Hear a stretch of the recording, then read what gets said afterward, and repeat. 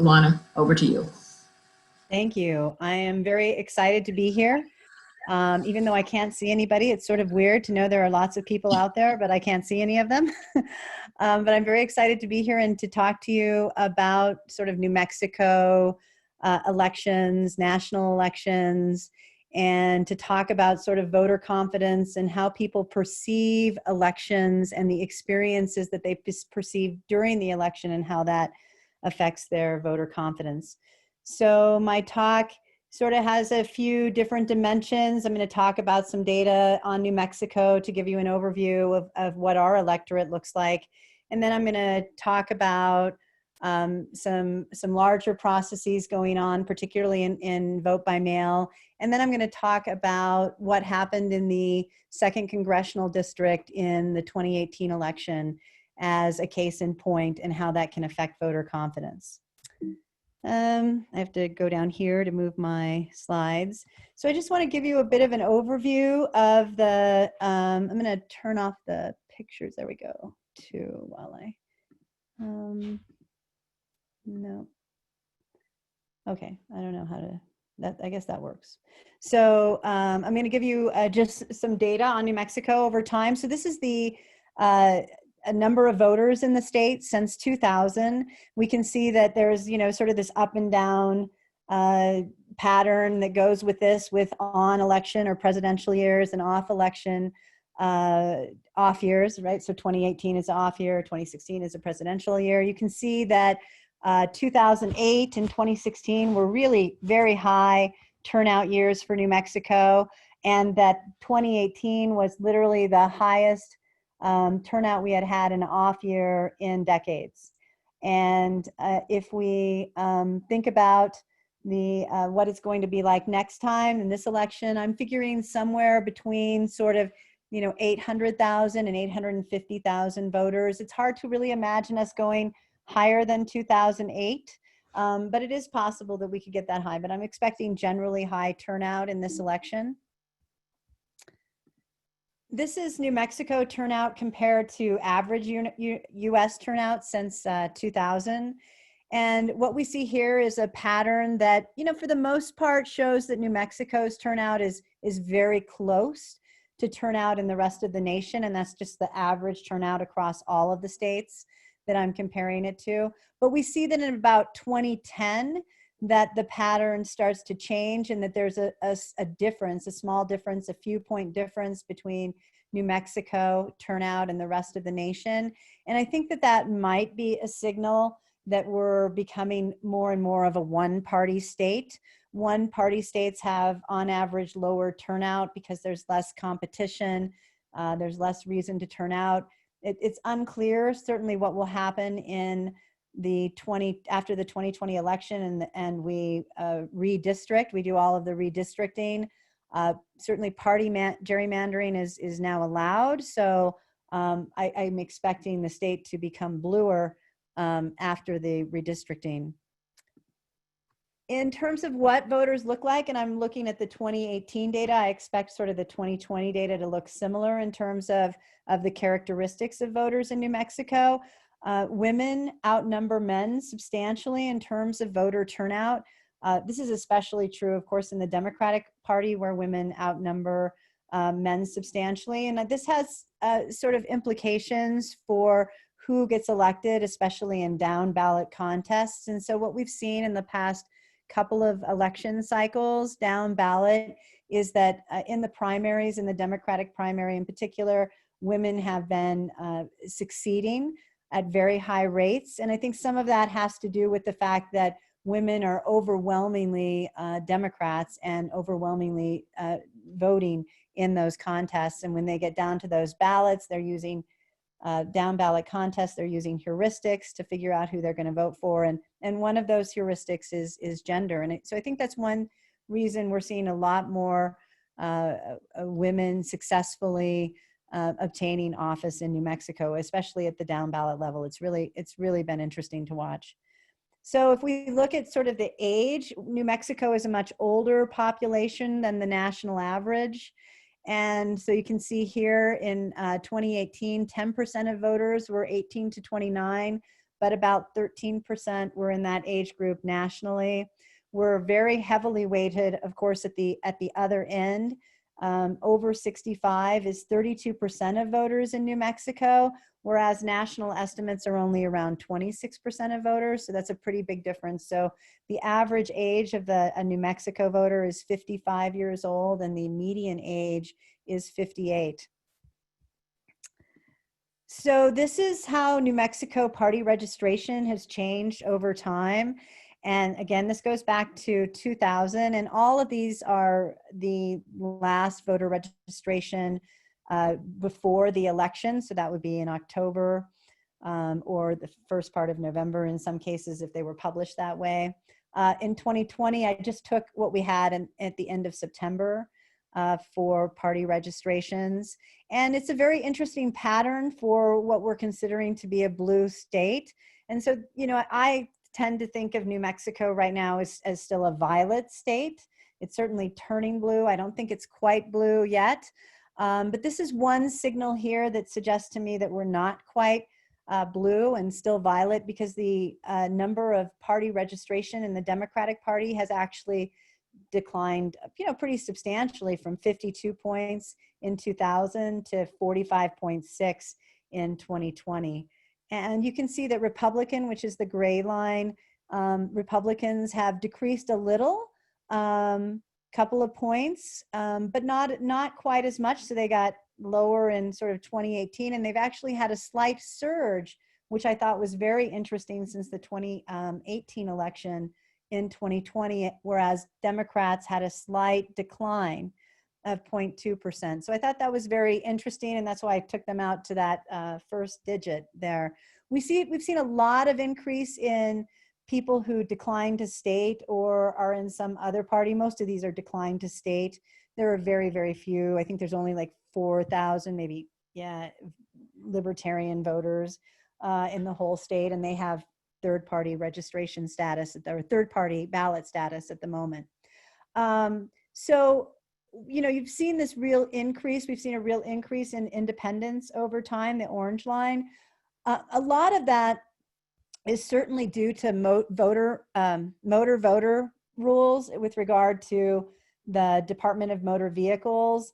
And so we're seeing a lot more registrations, at least historically, not since the pandemic, because the DMV isn't open the same, but we've been seeing a lot more registrations coming through the DMV, and a lot of those people are not active partisans or not active voters even.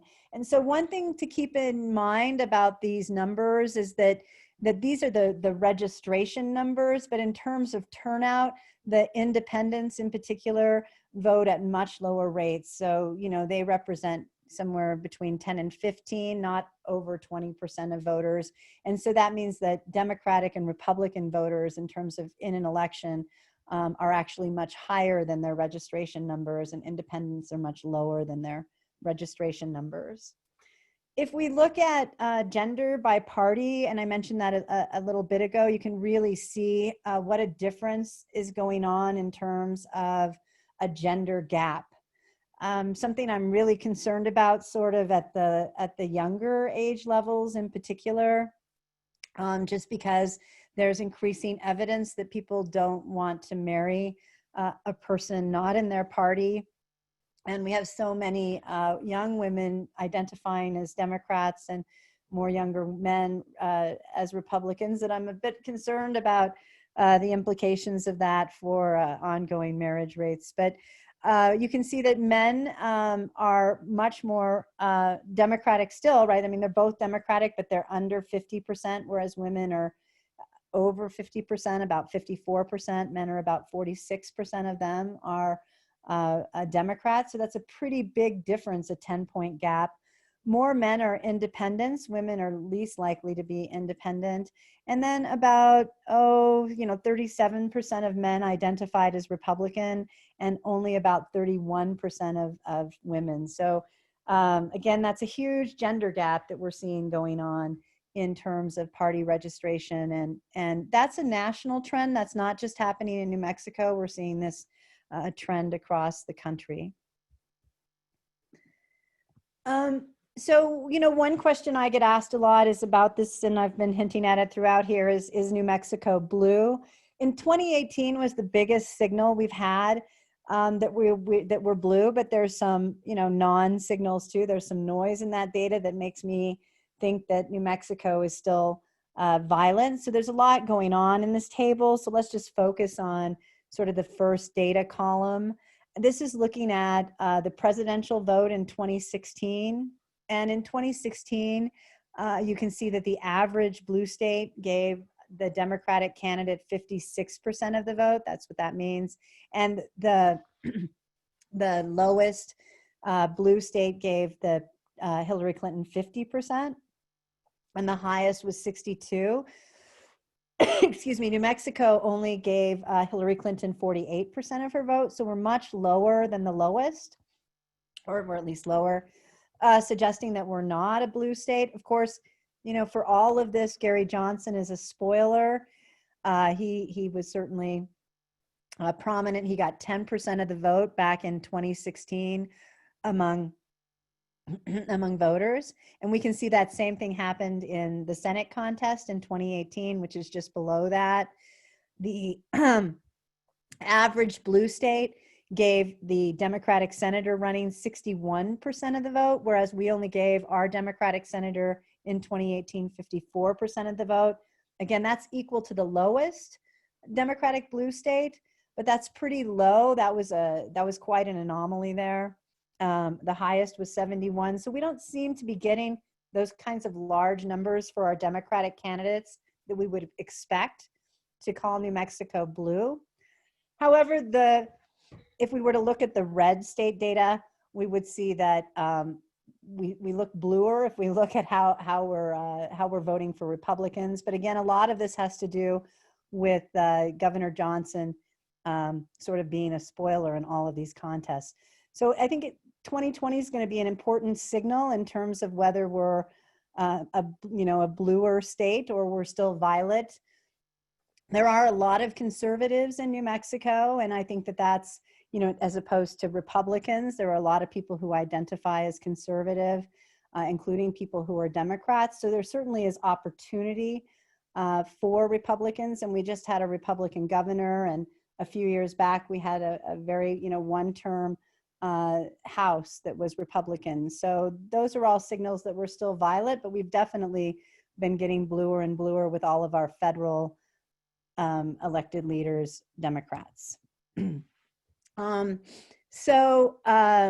is sort of these are the September polls that the Albuquerque Journal put out. So again, New Mexico is looking pretty blue here. You can see the presidential vote on the far left.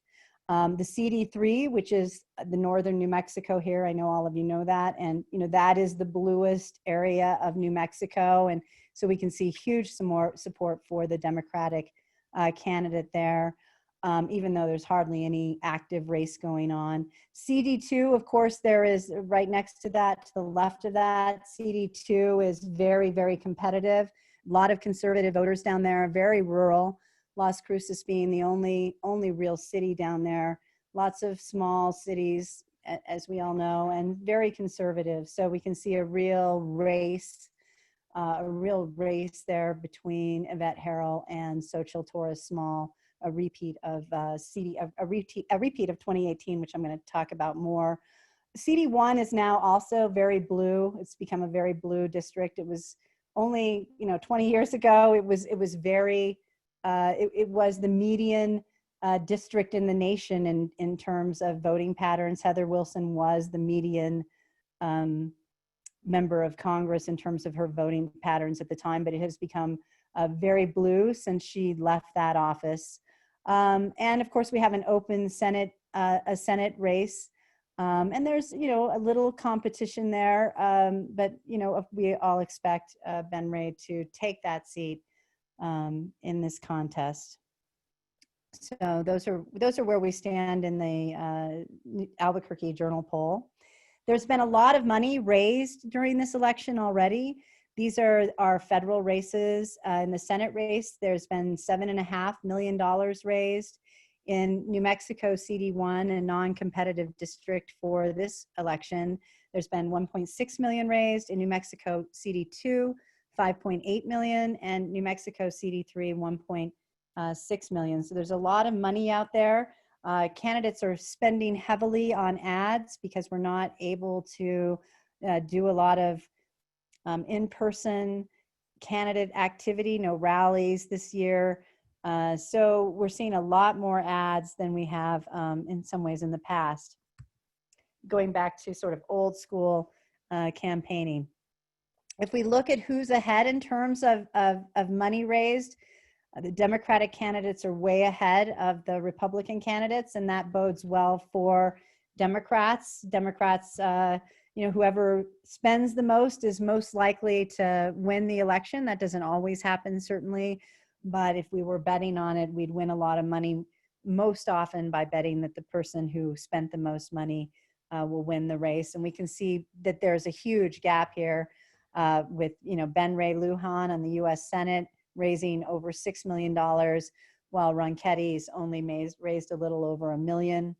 In CD1 and CD3, the Republicans aren't really competing at all financially. All those reported values are almost all the Democrats. And in CD2, where we have a very competitive race going on, we see that the Democratic candidate, Xochitl Torres Small, has raised a lot of money and is spending a lot more money than Yvette Herrell. You know, as a signal, that doesn't bode well for that race for Yvette Herrell, but we'll have to see what happens. So, you know, my prediction based upon these data would be that Torres Small would take that seat or keep that seat, as the case may be. If we look at New Mexico voting history over time, we have been largely an in-person voting state, and in the past few election cycles, we've moved from voting mostly on election day to voting mostly early, which is the gray line. The gray line, the gray line is election day, yeah, and the orange line is early. So we can see how we've crossed that on several occasions. I believe that's been sort of an active effort to move people to early voters so that we don't have problems and crises on election day. A lot of voters have moved to early voting because they feel it's reliable. You know, there are no lines, and we've had quite a number of line problems on election day in the state, in many different counties, and I think that has really helped to push people to early voting. We see very little absentee voting or by mail voting in the state historically. So in 2018, you can see how that's been a decline. Back in the early 2000s, there was some push, especially on the Republican sides, for vote by mail and before that. But once we started to doing aggressive in-person voting early, campaigns really changed their behavior and started mobilizing people to in-person voting. If you vote in person, there's no question that your ballot is going to get in on time. There are less problems, and people like the experience. They get their voter sticker, I voted sticker. So, you know, we're seeing this increase substantially for this election, and that is certainly a concern of mine across the country. Not that we're doing it, but sort of the implications of that and what that might mean for both ballot rejection rates, which are very low for in-person voters, but are substantially higher for by mail voters. So I'm definitely concerned about that. You know, we're expecting to see this increase. So in 2018, about 80,000 people voted by mail. In 2020, we already have about 230,000 people who requested absentee ballots in the state. So that's, you know, a huge increase in vote by mail. That's going to lead certainly to slower vote countings in the state, which I think people can handle. But there are other implications that I'm concerned about there that we can talk about. So we're going to see a huge increase of this. That's going to be a lot for our election administrators to handle. In fact, I guess I probably just talked about this slide already.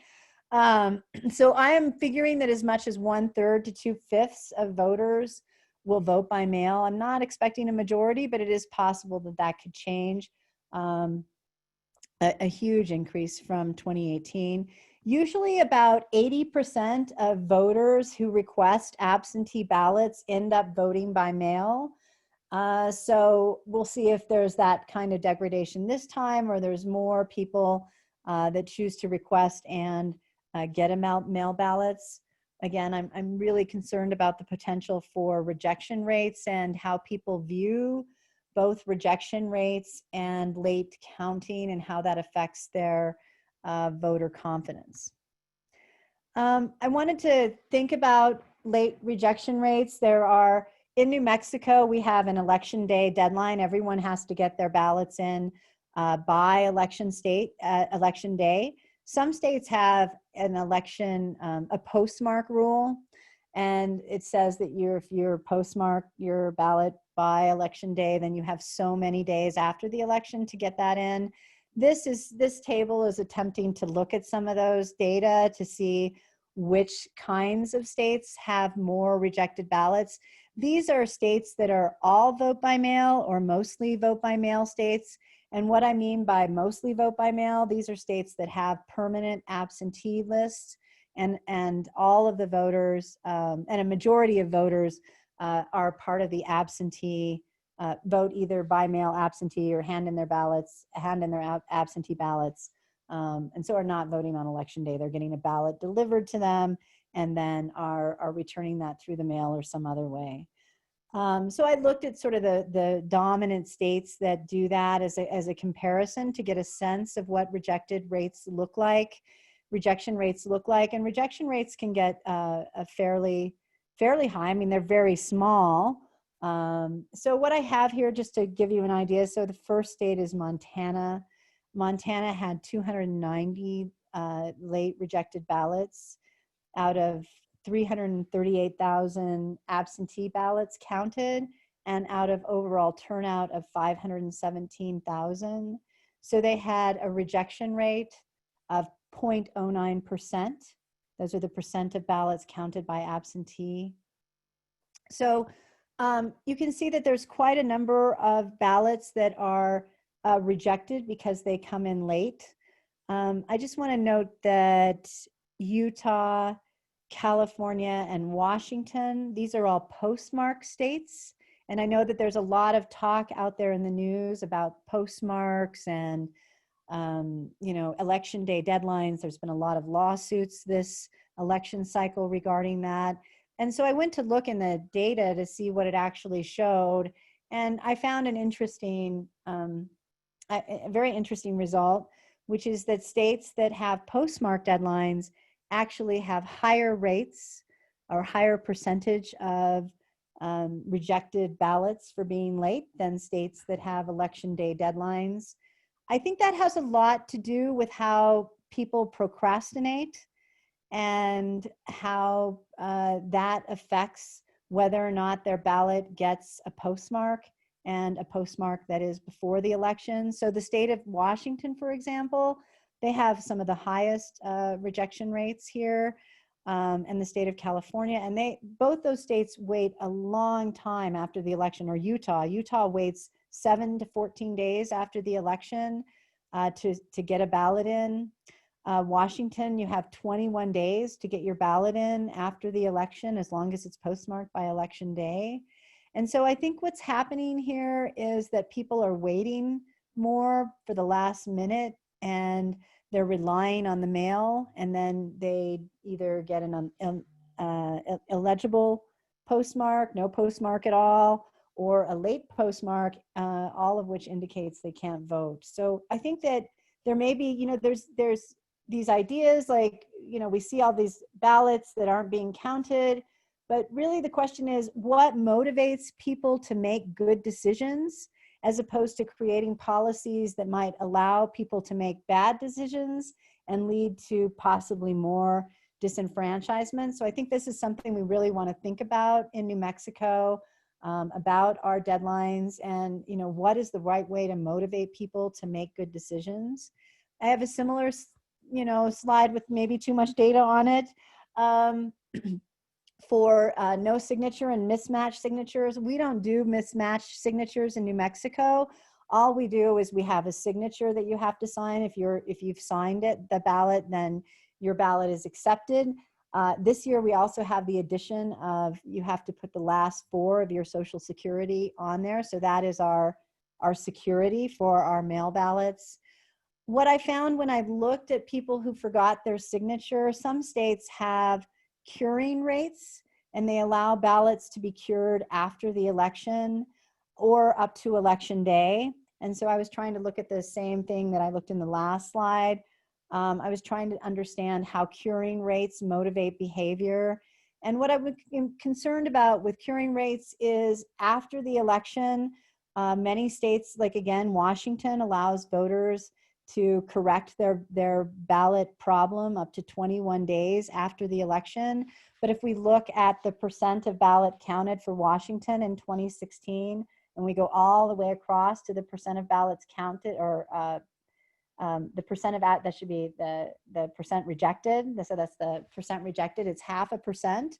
They have one of the highest rejection rates. And, you know, I think, again, this has to do with what motivates people to make good decisions. And if you call a voter and you say, hey, you have this problem with your ballot and you can fix it up to 21 days after the election, that once, you know, they procrastinate until the election, and then after the election, they still have more time, but now they know who won and who lost. They get that information. And so the incentive for fixing your ballot is basically 0. So I think, again, we want to think about, we added a curing process to the 2020 election, allowing people to cure their ballots after the election. But these data suggest actually that, like, Montana and Arizona, for example, have some of the lowest rejected rates for these kinds of problems. And I think that, again, that's due to sort of when, you know, how do you motivate people to make good decisions? And election day is a very motivating factor, right? You've got election day, everybody's there, it's a bright line in the sand, you know what you have to do. If you haven't voted, you know you should drop off your ballot or go vote in person. But you might delay, right? You might procrastinate, there may not be that opportunity. And then after the election, there's just, you know, what's the incentive to cure unless you have a really, really high sense of duty? Then it makes sense. But there's no, you know, at that point, voters 100% realize that their vote is not going to make the difference. I talked to an election administrator in Colorado where they have an 8-day post-election curing period. They call people. In the state of Washington, they literally have to call every voter the day before the last day to say, hey, please get your stuff in. When I talked to this election administrator in Colorado, and I told her my findings, she said, oh, that makes total sense. We hear all the time from voters when we're trying to get them to turn in their ballots or solve their problem after the election that, oh, it doesn't matter anymore. My guy won. It does, you know, I'm happy with the result, or I'm unhappy, but it doesn't matter now. Please don't call me again. So I think there's important things to think about as we modify our policies after the 2020 election, and thinking about maybe what is the most important way or the best policies that motivate people to make good decisions, as opposed to just having it open and thinking that people's behavior won't change once we change policies. The one thing I know as a political scientist is that every time we change the rules, it affects behavior in ways that we likely haven't considered.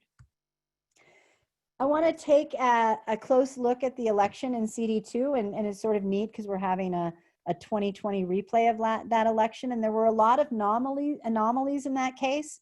And I think it's a good case study to think about how anomalies affect voter confidence. And, you know, what we see in that race is they had one of the best mail campaigns ever in terms of motivating people to vote by mail, or, you know, there was fraud in that election. So those are our two sorts of way to look at the data, and I'm going to present the data to you.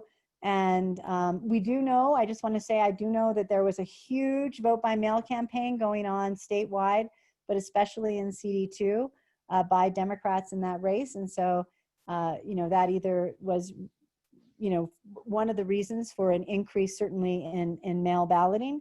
But it is important to look at that and then to also reflect on how that affected the perceived level of voter confidence. And one of the things I'm concerned about in this election, and I'm sure we all are, is the perception of voter confidence. And I want to ultimately tie that back to those ballots that are rejected. A lot of people, of course, don't know or haven't voted by mail before. And there could be very high numbers, very high percentages. I showed you very small percentages, less than 1% of ballots rejected in each category. But if we were to sum those up, there's almost 2% in some states of late rejected, or not late rejected, but just rejected ballots for vote by mail, which of course you don't see in person. I'm expecting that to increase in New Mexico. I don't know, we don't have good data on what it was before, but I do expect with more mail ballots and more people inexperienced with the process that more errors are likely to be made and leading to more rejected ballots. And I am concerned about the perception of legitimacy both here and nationwide if that happens. So recall back to election night 2018, and Doña Ana County, of course, is the Las Cruces County, and it is the bluest county in CD2. And they stopped counting their absentee ballots and they let everyone go home late in the night because people are tired, probably the right call, but it created an illusion or a perception of possible election integrity. When we went to bed that night, Yvette Harrell was in the lead by 1,972 votes, and all of the major news outlets call it, not realizing that nearly 9,000 ballots were yet to be counted and had not been put in the hopper. Even those that had been counted had not been completely put in the hopper. So the ballots are continued counting the next day, and that changes the results, right? So we went from sort of an unofficial Yvette Harrell win by 2,000 to an official Taurus Small win by almost 3,000 votes, suggesting that she got an incredible amount of that absentee voting in Doña Ana County that night. And in fact, it sort of suggests that on that night, there were 76% of the ballots were hers compared to 24% for Yvette Harrell. Ultimately, Doña Ana County went 65% for Taurus Small and 35% for Yvette Harrell. So the mail balloting was much higher for Yvette Harrell, or for Taurus Small, than election day, even in the bluest county.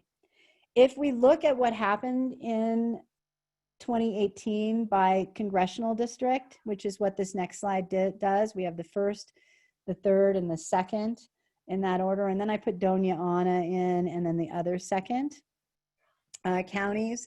And what we see is that, there was a big increase in vote by mail in these counties. So blue is what it was in 2016, and then the orange is what it was in 2018. And we see that in the first and third districts that vote by mail actually declined in the 2018 election compared to the 2016 election.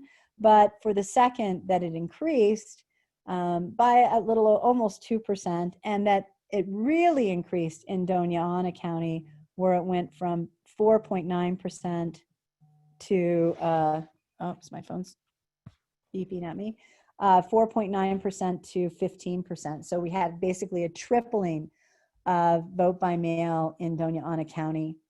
Whereas we had, if we look at the rest of the counties, it paralleled what we saw in the first and third districts. So just an enormous amount of vote by mail change in that election.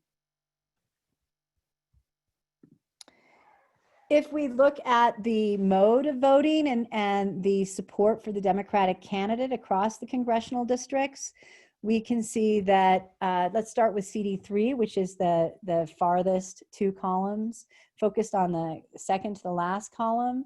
So this is the vote by mail is the first row of data, and it says that 61% of the vote went to the Democratic candidate in CD3. In vote by mail, 63% or 64% for early voters, and 63% for election day voters. So here we see a huge amount of agreement between all of our modes of voting in this contest. And historically, that is what we've seen across races, that generally they're roughly similar. And this is one of the signs that people look for in terms of fraudulent voting. They look at the difference in vote mode and try to see if their differences are large. And if there are large, that's one signal that there could be mischief in a campaign. So the CD3 is a classic, no problem. Boy, this looks all the same. But in CD1, which is in the first column, we do see that there's more differences between those.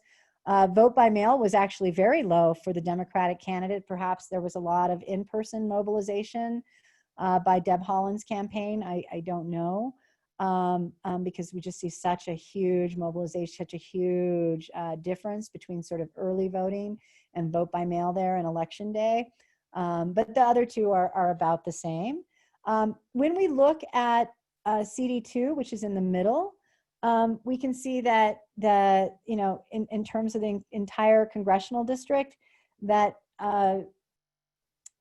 Torres Small, the Democratic candidate, just eked out an election day win, but lost early voting. So apparently there was more early voting mobilization perhaps going on the Republican side. But there's this big gap between in-person voting of almost, well, over 15 points between early and vote by mail, and not quite 15 points between election day and vote by mail. So that's a really big difference between these totals, and it's very interesting. It's very unusual. We don't usually see big gaps like that. Again, there was a huge mail campaign going on, especially in Doña Ana County, but in general, across the state and in that district in particular. So it might have something to do with that. Okay, so there are a couple of anomalies in the election data itself. One of those anomalies was that 100% of the women who requested an absentee ballot voted in some way in the 2018 election. They either voted in person or they voted by mail. There were quite a number of people who ended up voting in person, and so that's a very unusual thing to have happen.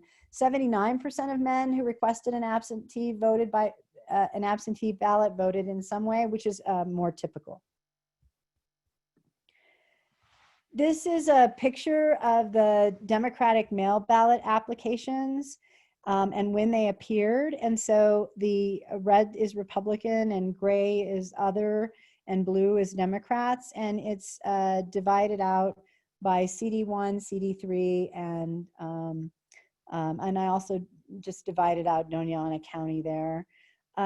So we can see that in Doña Ana County, that mail applications arrived really early, that they came to the county clerk really early compared to other congressional districts and compared to Republicans. So there was a lot of activity. This is probably a signal. Oops, I'm sorry about that. This is probably a signal about the mail balloting, the incredible Democratic sort of mail balloting campaign that went on there. They sent out very, very early mail applications that looked very official. In fact, there were reports by some county clerks that people called in and said, hey, is this an official mailing from the county, or is this done by who? So people had some suspicions about it, calling their county clerks, but they were legitimate. You can have third parties in New Mexico. You've probably gotten some of these this year. Third parties can issue requests for applications, and you can send, and then those people can send those in. So there was a huge mail effort. My guess is that signal is probably about those applications going out so early to voters and voters sending them back. So we can see that certainly Doña Ana was ahead of other areas, but we can also see that Democrats in general in CD2 had high application requests compared to others. If we look at who returned ballots, which would be another way to think about what's going on, it's pretty interesting, because what we actually see is that in Doña Ana, all those people that requested ballots, only 76% of them returned them. Now we compare that to the Republican CD solid line at the top, which is, says that 92% of Republicans who requested an absentee ballot returned a ballot by mail. So that's much higher, right, than this 76%. So we do see in Doña Ana that there's this rather low, there's a high request rate, but a lower return rate than average. So that's sort of unusual. It's hard to know what to make of that. Is that because a lot of people didn't realize they were requesting an application? Maybe when they got that in the mail, they thought they were supposed to return it to the county clerk, and then they got their vote by mail ballot right away. Maybe they lost it. It's hard to know. But we do see sort of a different pattern that certainly is correlated with the last slide. Higher applications led to lower return rates, at least in that area of the state. If we look at the difference in vote method from the Congressional District 3, and I use 3 because it was just so solidly the same across groups, across voting modes. So I use it as my sort of control and comparison group. So here I'm looking at the difference in vote method from CD3. So this is just looking at return mail ballots. And, I'm comparing the percentage of return ballots across these different districts. And we see really no pattern here for CD1 or for Democrats in CD2 broadly. Little tiny bit for Republicans. Maybe they had a slightly higher return rate, but it's very close to the line. And CD other also is very close to the line, a slightly lower return rate. But we do see what we saw in sort of the last slide, which is that Doña Ana is definitely not returning as many ballots compared to Congressional District 3 in terms of the requests. So there's some sort of anomaly there. Again, maybe it has to do with the vote by mail campaign and how that motivates voters. Or maybe there's, some sort of mischief going on. It's really impossible to say. Here I am comparing it to vote in person. And so this is pretty interesting because what we see is that a number of voters, if we look at these 3 at the bottom, this is Doña Ana, and we see that both Democrats, well, all of them, Democrats, Republicans, and other voters in Doña Ana were more likely to vote in person if they requested an absentee ballot than people in CD3.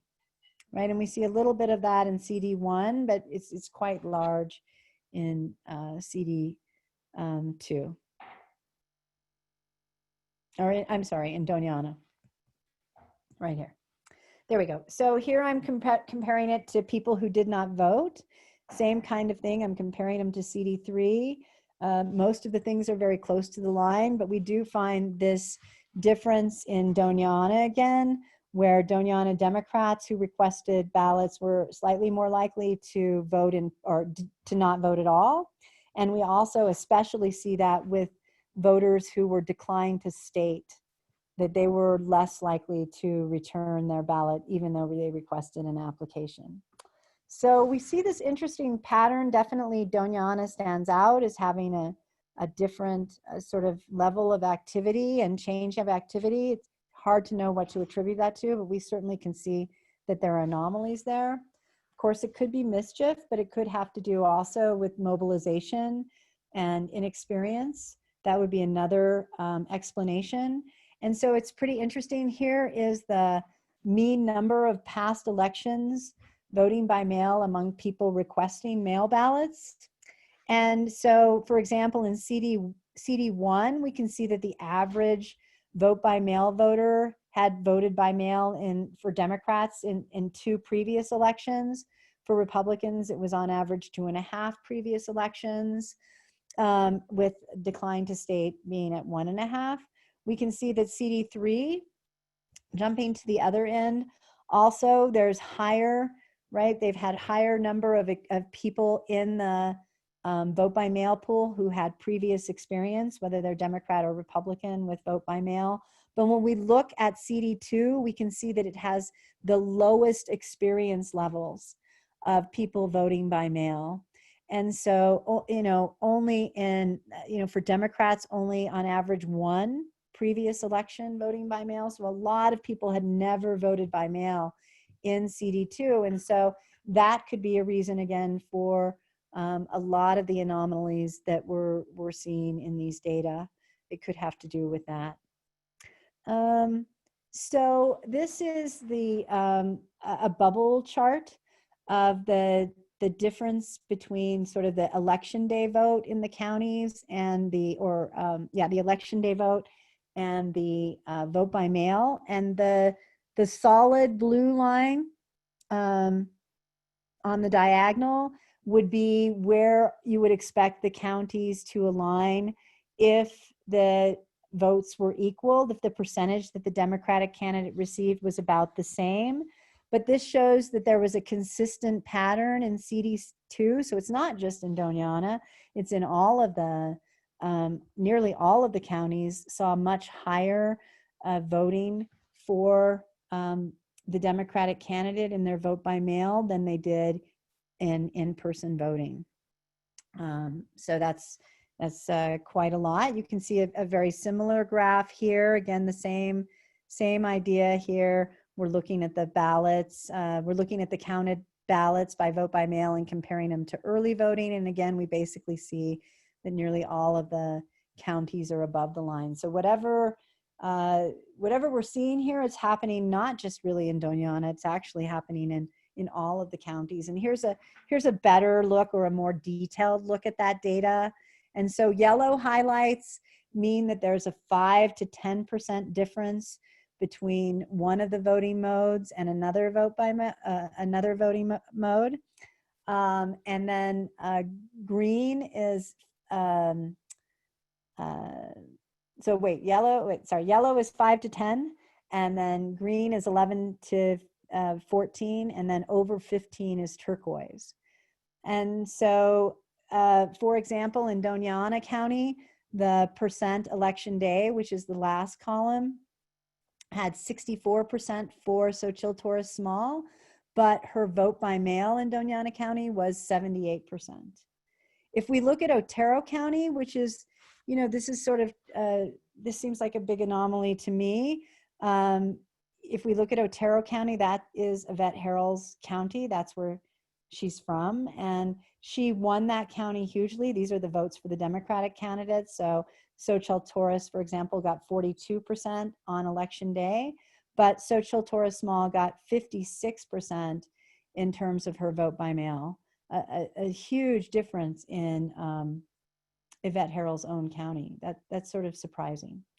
But you can see that the pattern is consistent across, all of the counties in CD2, which, I would say that's a signal that it's not fraud, that we're seeing the same pattern. Maybe that's a signal that there was this great mobilization campaign.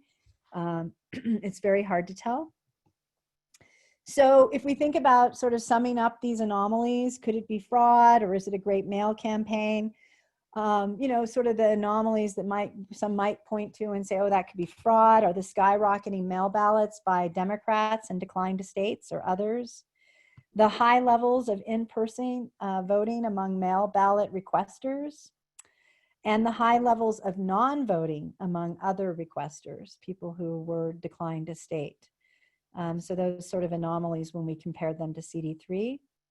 And then we also heard a bunch of people who reported that they did not request absentee ballots, but maybe they did and they just forgot. Again, it looked like a very official mailing, and so maybe it was the fact that it was so official looking that people returned it and didn't realize that they were requesting an absentee ballot. And then there was, quite a bit, especially these declined to state. There were a lot of unlikely midterm voters in CD2, that is, people who hadn't voted by mail before. Voting is very much a habit, and people, if they get in a habit of voting by mail, they're more likely to request it repeatedly. So let's see. But, you know, it may not be mischief at all. We certainly had no reporting of any double voting by mail or in person. We heard of no one who went in to vote on election day who was ultimately turned away or whose vote wasn't counted because they had requested a vote by mail a vote by mail out a vote by mail ballot. Applications were early, so the ballots were out longer. I don't know, you know, again, that's consistent with the fact that there was this huge voter mobilization campaign going on in that district. We don't see any lumps in the returns, but it's very, you know, basically there's a big lump at the end. So it's hard to know what to do with that. You know, and the fact that there were a lot of ballots not returned, you know, maybe that suggests that there was also nothing, no problems in the system. Oh yes. We also did a last digit test. We used Benford's law. And so we took all of the precinct level outcomes and we compared them to each other using a Bedford's law test. This is a counting method to identify fraud. This is a way accountants identify fraud in data, and it's been applied to elections. Those Benford's law has been used to see fraud in places like Russia and other places across around the world. So we did that test in New Mexico, and we could not find any evidence that the digits themselves in the precincts suggested any type of fraud. And we know, of course, that there was a major mail ballot recruitment, which could be responsible for the patterns that we see.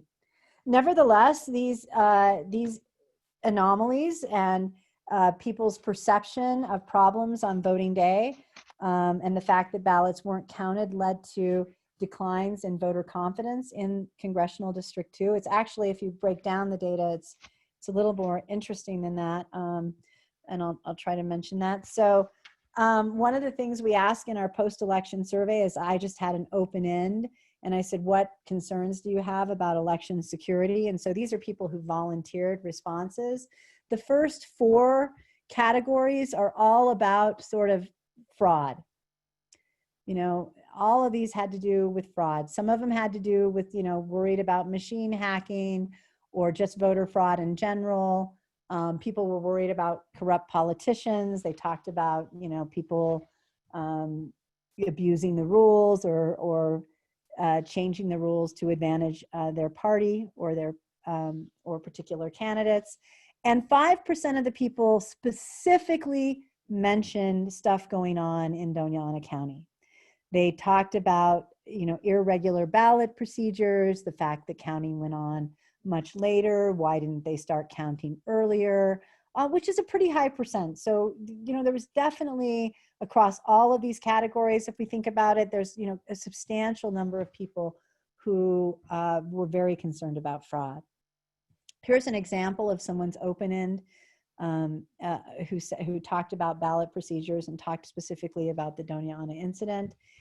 This voter said, I think that based on the facts of this election, there is some concern about ballot counting, very inadequate. Absentee ballots should be the first to be counted in any election. There is no reason for a candidate to be awarded a victory and then have to go back and concede because absentee ballots were not counted, very fishy. So that was a good, excuse me, sort of example of how people were reacting to the events. You know, one thing we've really learned about voter confidence over time is that people's experience with the election is a huge, has a huge impact on their voter confidence. And so, for example, I think it was in Luna, is it Luna? No, Valencia County in 2018. They called a race for a particular person on election night, but then when they were doing their canvass, they had confused one of the totals in the precincts, and when they fixed that, the race turned and it switched to the other person, the other candidate was now the winner. And you can see in the data that that really affected that county as well. That's outside our look, so I'm not going to focus on that, but you can see how sort of anomalies and events really affect voters. So, transparency is important, and, giving a good experience to voters is really important to promoting voter confidence. In the case of Congressional District 2, what we see, this is voter confidence. We ask, how confident are you that your ballot was counted as intended? And that's the personal voter confidence.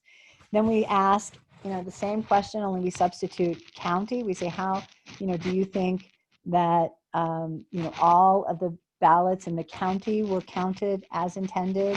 And then we look at the state level, and then we look at the national level. And so we see this couple of different things here. Of course, we see a pattern of decline as we move up from personal to national. But if we look at how Doña Ana was affected by these sort of anomalies, or not Doña Ana, but it's the 2nd Congressional District, we can see that in terms of personal voter confidence, how much confidence I had that my own ballot was counted correctly, that it is significantly lower for people in Congressional District 2. It's 3.3 instead of 3.4 for people in CD1 and CD3, where they have exactly the same voter confidence. We also can see that at the county level, there's a 0.1 difference, and at the state level, we see all of these are significant. There's a slight lower confidence level in all of our indicators, except for national, right? And then we're moving out of state. So that makes sense. And that's consistent with sort of how anomalies impact voter confidence. The data in 2018 also showed that voters were very, very concerned about all mail elections in New Mexico. And we asked a bunch of questions about, how likely do you think things are to happen in your community? Bribery or paying for votes, someone improperly denied the chance to vote, intimidation at the polling place, or voting machines failing to record votes correctly, or absentee voter mail fraud. And you can see that a majority of voters said that, that they were very concerned about that possibility in 2018. And that led to, we can see that on the bottom part of the slide that New Mexico, we asked, should New Mexico move to all mail elections? We've been asking this for about a decade now. And we find that a majority of New Mexicans, at least prior to 2020, did not want New Mexico to move to vote by mail as a way to do its elections. It's hard to know if that will change. Maybe that will change in 2020 because all these people will have an experience with vote by mail that is very positive. Certainly one of the factors we have little interest in vote by mail is because so many people don't do it. And research shows that once people vote by mail, that they do have a lot more positive attitude towards it. But that's all going to depend on sort of what happens this election and how voters perceive what happens this election. So the big picture on all of this is, it's very hard to find fraud in the data. I can certainly see anomalies. I can't tell if there's fraud or not. I know there was a mobilization campaign going on. Very hard to separate these things out. The news media and the public want results on election night, but I do think people are willing to wait to have good counting. They just need transparency, and they need to feel confident that it's not an anomaly, that some counties not doing something different than other counties, that the election was won smoothly, that their own experience tells them that. So I think it's important to prepare people for late election counting and to provide transparency around that, which the state has actually done through SB4. Of course, election officials are constrained by the rules and resources. I'm also very concerned about increasing problems this year because of the growth in mail ballots. Policy choices could lead to late counting. I'm expecting late counting, but postmark deadlines, should we do that? We're not doing it for this election, but we do have cure deadlines that are after the deadline. Are we ultimately making the right choice? We might be making the right choice for 2020 because this is such a unique election year, but I'm not certain that those are the right choices potentially for New Mexico moving forward.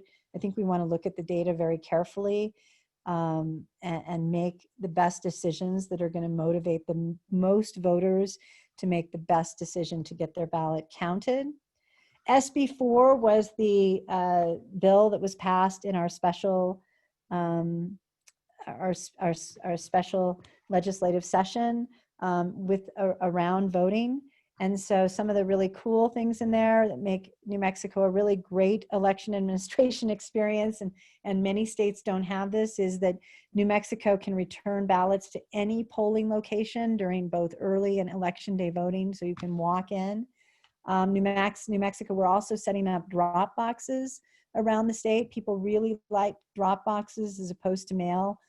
You can see that across the country. We have a signature, but we don't have any matching going on in New Mexico. So there's, we don't have any weird issues with that, which I think is a plus. But we do have the last four that people are putting on the ballot, which I think is also a good security measure for qualifying ballots, and is something we may want to think about continuing. We used to have that quite a number of years ago, and then we changed the law to just be signatures. And for 2020, given the number that the state legislature, I think, wisely chose to include that ballot security measure. In 2020, county clerks have to, that when they reject a ballot, they have to send a notice to that person with one day that they can cure after the election. I'm not sure how many days are in that process. It wasn't in the bill, or at least I didn't see it in there. And so I need to contact the Secretary of State like that. We do have an election day deadline, which I do think motivates people to get their ballots in on time. New Mexico pays for postage. It was not part of SB4. It was part of an earlier election reform measure. I think that in general, we see that postage helps people to get their, to send in their ballot. More people choose to send in their ballot when they vote by mail. And I think actually the data I showed you early might indicate, because Washington pays for mail, California pays for postage. And so we know that postage moves people to mail in their ballot instead of dropping it off. And so it could be that there's some sort of compounding effect for those states in terms of rejections. They have postage paid envelopes. They have, post-election day, postmark deadlines. All these factors might move people to mail balloting, mailing their balloting late, and might lead to more rejected ballots as opposed to more counted ballots. So we may want to think about how these things interact, working together, again, to motivate people to make decisions. The law in SB4 says that election night, the absentee precinct boards will stop counting at 11 p.m. and they'll start counting again the next day at 9:30 a.m. and they'll go to 8 p.m. and we'll do that until they're done. Ballots in New Mexico can start being counted at 7 a.m. on Thursday prior to the election, and I know that everyone is gearing up to do that. So that's sort of my overall, that's my last slide, sort of where we are right now and expecting a lot of ballots and what are the rules around those. And so I just try to present sort of an overview. The things that I'm most concerned about in this election, not only in New Mexico, but across the country, of course, is the perception of legitimacy and the likelihood or possibility of a substantially higher number of rejected ballots than normal, and how people perceive that. And that's unknown right now, so we'll see. But elections always turn on uncounted ballots because we count ballots really well. The machines we use count ballots really well, and we know that from our audit. And so elections always turn on uncounted ballots. And if there are a lot of uncounted ballots, I think that the likelihood of post-election litigation is very high. We've had a year of incredible election litigation. There's been over 200 cases just this year. Going forward, because of COVID, many just to change processes in states. So there's been a lot of change, a lot of litigation. A lot of states have also made reforms in the last year, making substantial changes to their election systems. That's also going to impact this election, and also something I'm concerned about. It's always hard for election officials when changes are made last minute for them to adapt quickly. So I'd like to open it up for questions. And